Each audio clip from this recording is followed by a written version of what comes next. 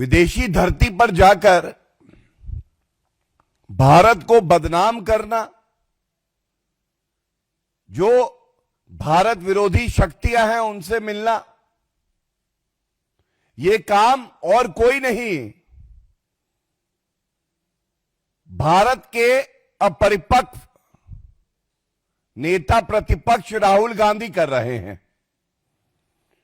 और ये बेहद ही चिंताजनक भी है और भारत के नागरिक इससे आक्रोशित भी हैं। दूसरा बिंदु, पश्चिम बंगाल में जिस तरह से ममता बनर्जी के इशारे पर सांप्रदायिक राजनीति की जा रही है, भगवान राम का अपमान करके हिंदुओं की भावनाओं को आहत किया जा रहा है, इससे हर हिंदू को बहुत पीड़ा भी है और वो आहत भी है। सबसे पहले बात करते हैं नेता प्रतिपक्ष जिनकी प्रमुख जिम्मेदारी भारत की राजनीति में, और जब संसद का सत्र चल रहा था तो संसद में रहने की थी, लेकिन वो विदेशी भूमि पर जर्मनी जाते हैं और जर्मनी में हर्टी स्कूल है, वहां पर मिलते हैं कॉर्नेलिया वॉल। ये तस्वीर लेके मैं आया हूं और मैं इसके बाद आपको विस्तृत जानकारी भी दूंगा। ये राहुल गांधी हैं, उनके बगल में है doctor Cornelia wall.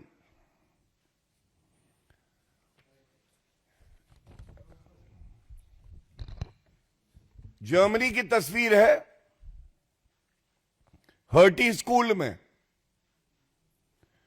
Rahul Gandhi ji Cornelia wall के साथ। अब देखिए, हम सब जानते हैं किस तरह से पहले भी भारत में नकली गांधी नेता प्रतिपक्ष राहुल जी की कितनी बदनामी हुई थी जब गांडोस ये तस्वीर सामने आई थी। राहुल गांधी और जॉर्ज सोरेस ये ऐसे ही है जैसे दो जिस्म एक जान। और अब एक और सबूत सामने आया है, जॉर्ज सोरेस की संस्था जो है ओपन सोसाइटी फाउंडेशन, इसी की फंडिंग से सेंट्रल यूरोपियन यूनिवर्सिटी है। इस सेंट्रल यूरोपियन यूनिवर्सिटी के जो बोर्ड ऑफ ट्रस्टीज हैं, ये कागज मैं लेके आया हूं, ये जॉर्ज सोरेस द्वारा फंडेड है और नीचे जो नाम है members of board of trustees, ये है Cornelia wall, hearty school Berlin. अब ऐसा क्यों है कि राहुल गांधी जब भी संसद का सत्र शुरू होने जा रहा होता है या चल रहा होता है तो विदेशी धरती पर जाते हैं और जो भारत के शत्रु हैं, जो भारत से ईर्ष्या करते हैं, हमारी अखंडता पे प्रहार करते हैं, उनके साथ मिलते हैं, बातचीत करते हैं। ये कौन सा एजेंडा है भारत विरोधी कि भारत का नेता प्रतिपक्ष ऐसी शक्तियों से मिलके भारत के खिलाफ षड्यंत्र कर रहा है। और ये पहली बार नहीं है कि राहुल गांधी इस तरह की भारत विरोधी हरकतों में लिप्त पाए गए हैं। यह कहना गलत नहीं होगा कि भारत का मीर जाफर कौन है। भारत का मीर जाफर दुखद है कि नेता प्रतिपक्ष राहुल गांधी है। जॉर्ज सोरेस भारत विरोधी बयान देते हैं। हमने देखा किस तरह से भारत में फंडिंग करके आंदोलन हो, कानून व्यवस्था टूटे, भारत की अखंडता पे प्रहार हो, ये जॉर्ज सोरेस करते हैं, लेकिन वो भारतीय नागरिक नहीं है।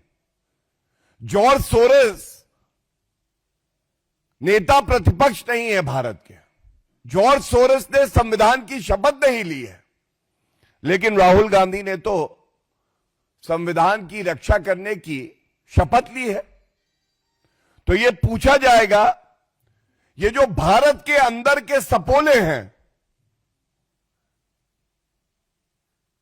इन सपोलों के लिए इलाज होना चाहिए। यह बात आज भारत की जनता कह रही है। जिम्मेदारी दी है भारत के साथ खड़े होने की, और ये इलू इलू कर रहे हैं भारत विरोधी शक्तियों के साथ। और इसी क्रम में मैं आपको बताना चाहूंगा, एक बहुत बड़ा वर्ग है जो कवर फायर देता है अपरिपक्व नेता प्रतिपक्ष राहुल गांधी को। वो हमेशा कहता है राहुल गांधी बचकानी हरकतें कर देते हैं। कुछ लोग कहते हैं अपरिपक्व है, सीख जाएंगे। 55 साल के राहुल गांधी हैं, 5 साल में वृद्ध अवस्था में आ जाएंगे, पेंशन मिलने लगेगी। और यह भी बता दें कि जो लोग ये कहते हैं कि वो बचकानी हरकतें कर देते हैं, तो यह स्पष्ट हो गया है राहुल गांधी आदतन ऐसी हरकतें करते हैं। बहुत ही शातिर है। उनके डीएनए में भारत का विरोध है, क्योंकि सत्ता पाने की लालसा है। वो जहरीले हैं, और जो उनके कृत्य हैं, जो अभी मैं उजागर करूंगा, ये एक पैटर्न है। तो ये कहना भी गलत नहीं होगा कि ये भारत से गद्दारी है। एक नेता प्रतिपक्ष का कोई भी कृत्य या वक्तव्य अगर भारत को कमजोर करता है, तो यह बेहद ही शर्मनाक बात है और चिंताजनक बात भी है। अब आप देखिए, यह तस्वीर है, अमेरिका गए, वहां की लॉ मेकर इल्हान ओमर से मिले। ये अभी कुछ ही समय पहले की बात है। ये इल्हान ओमर क्या कहती है? इल्हान ओमर कहती है कि भारत ने गैर कानूनी तरीके से कश्मीर पर कब्जा कर रखा है। क्या मजबूरी है? क्या यह जरूरी है? क्या मंशा है नेता प्रतिपक्ष की कि वो इल्हान ओमर से मिल रहे हैं, जो हमारे कश्मीर को, जो भारत का अखंड हिस्सा है, उसको कहती है कि जबरन कब्जाया हुआ है। ये दूसरी तस्वीर है मुशीफिकुल हसन फजल, मुशीफिकुल फजल। ये देखिए, ये क्या कहते हैं? ये जमाते इस्लामी को आगे बढ़ाते हैं। राहुल गांधी देखिए साथ है उनके, और ये बार बार वक्तव्य देते हैं कि भारत में लोकतंत्र खत्म हो गया है। राहुल गांधी भी यही मानते हैं। तो जमाते इस्लामी जो भारत में प्रतिबंधित है, बैंड है, उसके साथ जो व्यक्ति कारोबार करता है, उसको आगे बढ़ाता है, उसके साथ राहुल गांधी क्या कर रहे हैं। और इसी के साथ आप याद करिए, देखिए ये भी वही तस्वीर है मुशफिकुल फजल की, और उनके साथ बीच में देखिए राहुल गांधी भी हैं, और ये सैम पिट्रोडा, सैम अंकल।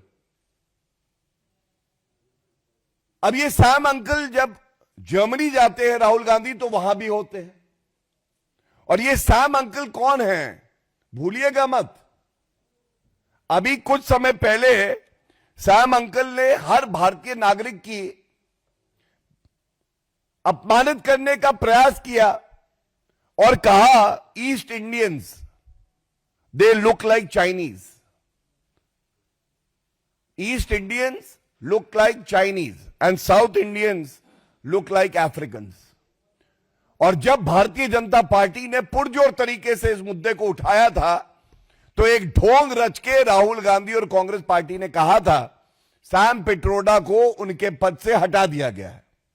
तो जब हटा दिया गया था तो हर विदेशी दौरे पर राहुल गांधी के सैम अंकल सैम पिट्रोडा क्या कर रहे हैं, इसकी जवाबदेही किसकी है? कृपया करके यह बता दीजिए। और इसके साथ एक बात मैं और कहूंगा, ये बार बार अभी कोलंबिया गए राहुल गांधी, अक्टूबर 2025 की ही बात है। तो क्या कहा राहुल गांधी ने? राहुल गांधी बोले there is a wholesale attack on democracy in India. थोक में भारत के लोकतंत्र पे प्रहार हो रहा है। लेकिन यह प्रहार अगर आप कह रहे हो रहा है तो ये तो विदेशी भूमि से नेता प्रतिपक्ष नकली गांधी खुद राहुल गांधी कर रहे हैं। कैम्ब्रिज यूनिवर्सिटी, राहुल गांधी कहते हैं जो मूल ढांचा है भारत के लोकतंत्र का उस पर प्रहार हो रहा है। और लंदन में थे तो उन्होंने यहां तक कह दिया कि भारत की मीडिया जो चौथा स्तंभ है, भारत की न्यायपालिका और भारत की संसद, अब ये प्रहार हो रहा है और खत्म हो गई है। भारत का लोकतंत्र खत्म हो गया। इंडियन स्टेट के खिलाफ राहुल गांधी कहते हैं लड़ाई लड़ो। तो ये कहना गलत नहीं होगा, ये जो विदेशी धरती पर जाते हैं छुप छुप के, भारत की जनता को भी लगता है हो सकता है राहुल गांधी हफीज सईद से मिले। हफीज सईद तो तारीफ कर चुका है राहुल गांधी की। जाकिर नाइक से मिल रहे हो, 50 लाख रुपए रिश्वत ली है कांग्रेस पार्टी ने जाकिर नाइक से, मोहब्बत का मसीहा बताया दिग्विजय सिंह ने। इसीलिए यह चिंताजनक है।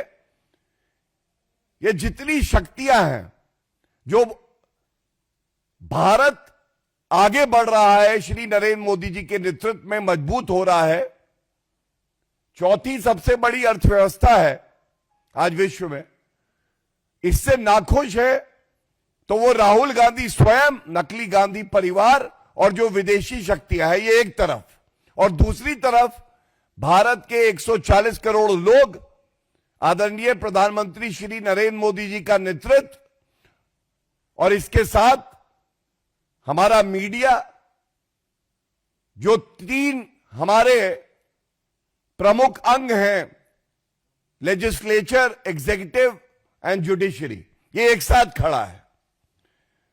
और मैं अंत करूंगा इतना ही कह के कि भारत की छवि को धूमिल करना, झूठे आरोप लगाना अब राहुल गांधी का चरित्र बन गया है। और ये जैसे कहा जाता है, कहावत है कि कुत्ते की पूंछ जो है वो टेढ़ी है तो सीधी नहीं हो सकती है। तो जिसकी आदत हो जाए इस तरह के बयान देने की भारत विरोधी, वो ये देता रहेगा।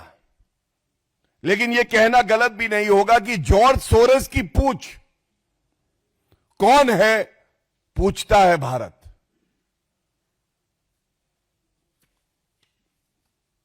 इसके बाद जो आज का दूसरा विषय है,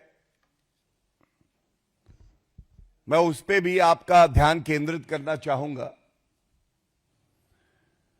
पश्चिम बंगाल में जल्द ही विधानसभा के चुनाव होने हैं और पश्चिम बंगाल की मुख्यमंत्री ममता बनर्जी जी जान चुकी हैं कि वो आगामी चुनाव हारने जा रही हैं।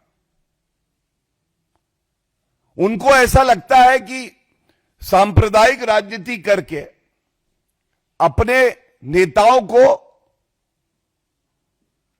इशारा करके सांप्रदायिक बयान दिलवाओ। और ये दुर्भाग्यपूर्ण है कि टीएमसी के विधायक मदन मित्रा, इनका वक्तव्य आता है जिससे करोड़ों करोड़ों हिंदू आहत हुए। हर कोई चिंतित है कि ऐसा क्यों है कि ममता बनर्जी और उनके नेता, जो हिंदू मान्यता हैं, जो हिंदुओं के आस्था के प्रतीक हैं, उनका आदर नहीं करते, सम्मान नहीं करते। मदन मित्रा ने ममता बनर्जी के इशारे पर कहा, प्रभु राम हिंदू नहीं है, मुसलमान है। और यहां रुके नहीं, दबाव बहुत होगा ममता बनर्जी का। वो कहते हैं प्रभु श्री राम जी का सरनेम क्या है, किसी को पता है? तो ये सोच आती कहां से है? तो हमें थोड़ा पीछे जाना होगा। ममता बनर्जी स्वयं वो हैं, 2019 की बात है, हर हिंदू अनुयायी जय श्री राम कह के गर्व महसूस करता है। ममता बनर्जी अपनी गाड़ी में बैठकर कहीं जा रही थी। पश्चिम बंगाल का एक निवासी कहता है जय श्री राम। ममता बनर्जी को गुस्सा आता है, गाड़ी रुकवाती हैं, उतरती हैं और उससे कहती हैं जय श्री राम बोला तो तेरी चमड़ी उधेड़ दूंगी।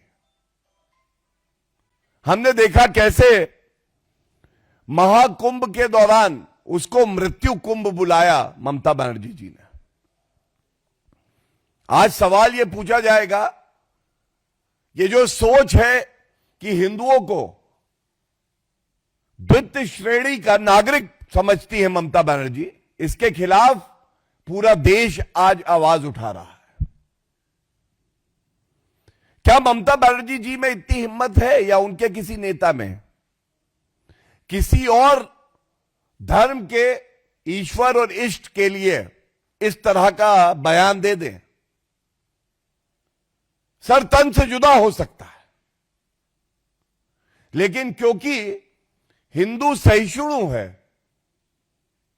तो आप हमारे भगवान, हमारे देवी देवताओं का अपमान कराते रहते हैं। और मैं ये कहना चाहता हूं, क्या इस मुद्दे पर जिससे सभी हिंदू आहत हैं, एक बार भी ममता बनर्जी का वक्तव्य आया कि वो इसकी निंदा करती है? क्या अपने विधायक मदन मित्रा को पार्टी से निष्कासित किया? क्या कोई कानूनी कार्रवाई, एफआईआर हुई?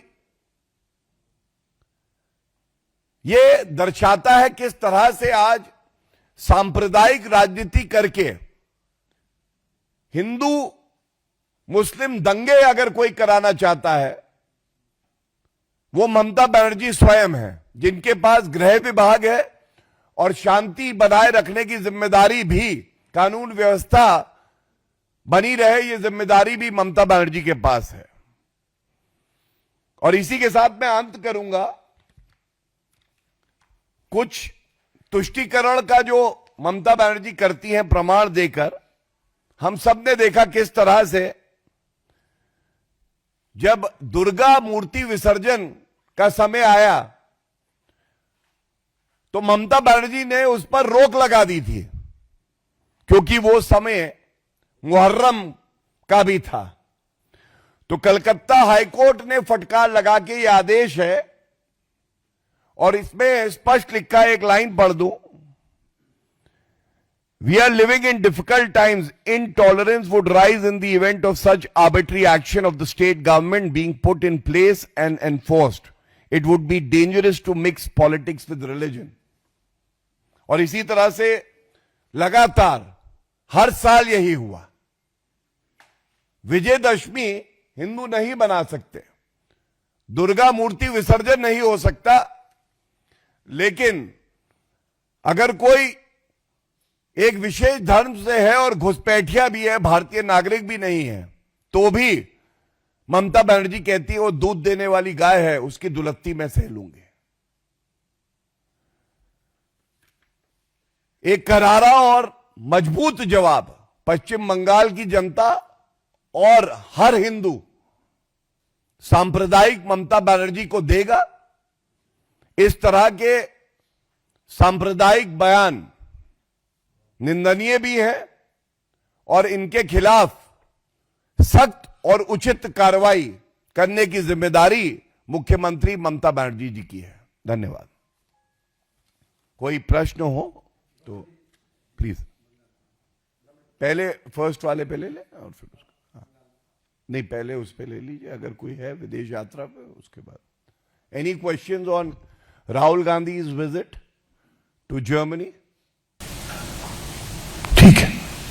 बंगाल पर मेरा यह सवाल है कि इसके पहले टीएमसी के एक और विधायक हैं जो हुमायूं कबीर ने बाबरी मस्जिद जो वहाँ बनवानी शुरू की और कहा, आप कह रहे हैं कि हम बाबर की चिंता करते हैं, कल उनका बयान है। दूसरा अभी मनन मित्रा का बयान, क्या लगता है, आप कह रहे हैं कि ममता के इशारे पर ये सारे नेता क्या चुनाव, इस वजह से ममता ये सब करवा रही है, क्या चुनावी फायदे के लिए या जो आप कह रहे हैं ममता के इशारे पर उनके सारे नेता कर रहे हैं, क्योंकि हुमायूं कबीर अब पलट गए हैं अपने बयान? देखिए, हमें बिल्कुल स्पष्ट एक बात होनी चाहिए कि एक तरफ संतुष्टिकरण की राजनीति है, जो आदरणीय श्री नरेंद्र मोदी जी विकास कार्य करके हर किसी का सशक्तिकरण करके जमीन पर उतार के दिखा चुके हैं। दूसरी तरफ तुष्टिकरण की राजनीति है जो ममता बनर्जी जी कर रही हैं, और इसका जवाब पश्चिम बंगाल की जनता भी देगी और भारत की जनता भी देगी। जो पहले विषय पे प्रेस वार्ता करी है उसमें एक बहुत ही अहम बिंदु है जो आपके समक्ष रखना चाहूंगा। जो नेता प्रतिपक्ष हैं राहुल गांधी,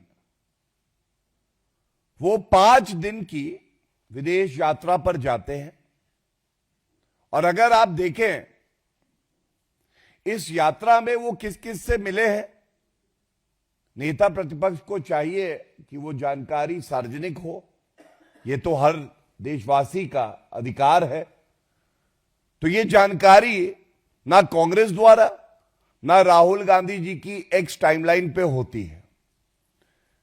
कुछ छोटी मोटी मीटिंग, जैसे गाड़ी में बैठ गए, भारत की बदनामी करी, कहा कि मैन्युफैक्चरिंग जो है भारत में खत्म हो रही है, और जिस देश में होते हैं उस देश की बात करते हैं, वो अच्छा लगता है, भारत बुरा लगता है। और इसी के साथ दूसरी तरफ आप देखिए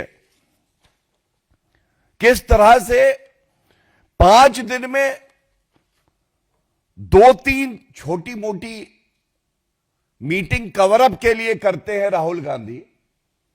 और जैसा मैंने कहा कि अंदर खाने किन भारत विरोधी शक्तियों से मिल रहे हैं, यह बात आज पूरे देश में हो रही है, जिसका मैंने एक उदाहरण आपको दिया डॉक्टर कॉर्नेलिया वॉल के तस्वीर के साथ। अब दूसरी तरफ देश के यशस्वी आदरणीय प्रधानमंत्री श्री नरेंद्र मोदी जी हैं। 3 दिन की विदेश यात्रा पे वो जाते हैं, करीब 100 मीटिंग होती है,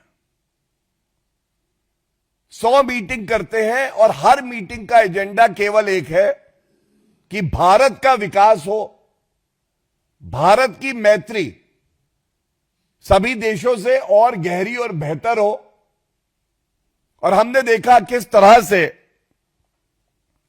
आदरणीय प्रधानमंत्री जी आज विश्व के सबसे सम्मानित नेता, उन्हें 29 देश ऐसे हैं जिन्होंने सर्वोच्च नागरिक सम्मान दिया है। अभी हमने देखा इथियोपिया में भी उनको सर्वोच्च नागरिक सम्मान मिला। तो जब आदरणीय प्रधानमंत्री श्री नरेंद्र मोदी जी विदेशी यात्रा पे जाते हैं तो भारत का यश सम्मान बढ़ता है, सकारात्मक ऊर्जा होती है। और दूसरी तरफ जब नेता प्रतिपक्ष जाता है तो वो भारत को स्वयं अपमानित करने का कुंठित प्रयास करता है। वो कहता है कि लोकतंत्र भारत में खत्म हो गया है। ये जो कॉन्ट्रास्ट है ये आज भारत की जनता भी देख रही है और ये मैं जरूर आपके संज्ञान में लाना चाहता हूं। धन्यवाद। यस, कांग्रेस नेता है राशिद अल्वी, उन्होंने बांग्लादेश में जिस तरह की हिंसा हो रही है उसको लेकर कहा है कि प्रधानमंत्री को बचाने के लिए भारत की सरकार जो है वो ऐसा काम कर रही है जिस तरह से हिंदू की वहां हत्या हुई और हम घुसपैठी हटाने की बात करते हैं और पूर्व पीएम को यहाँ पनाह दे रखी है। ये 100 सेट की शेख हसीना को यहाँ पे दे रखे, इस वजह से ऐसा होता है।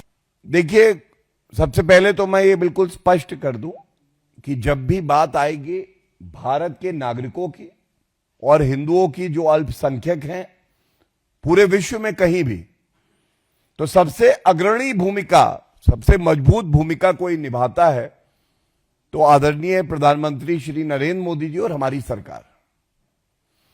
लेकिन जब कोई ऑनगोइंग सिचुएशन होती है तो हर नागरिक और नेता का एक और कर्तव्य भी होता है कि इन सब मुद्दों पर वो ज्यादा वक्तव्य ना देते हुए भारत की चुनी हुई सरकार पर भरोसा रखे। अक्सर पाया गया है कि कांग्रेसियों के वक्तव्य से परिस्थितियां भारत के पक्ष में नहीं रहती और कांग्रेस पार्टी के नेताओं की तो यह आदत है, अभी जो मैंने राहुल गांधी की भी बात करी, इसलिए इतना ही कहूंगा, एक संवेदनशील मुद्दा है, इस पे संयम बरतना चाहिए हर नागरिक को और कांग्रेस पार्टी के नेताओं को भी।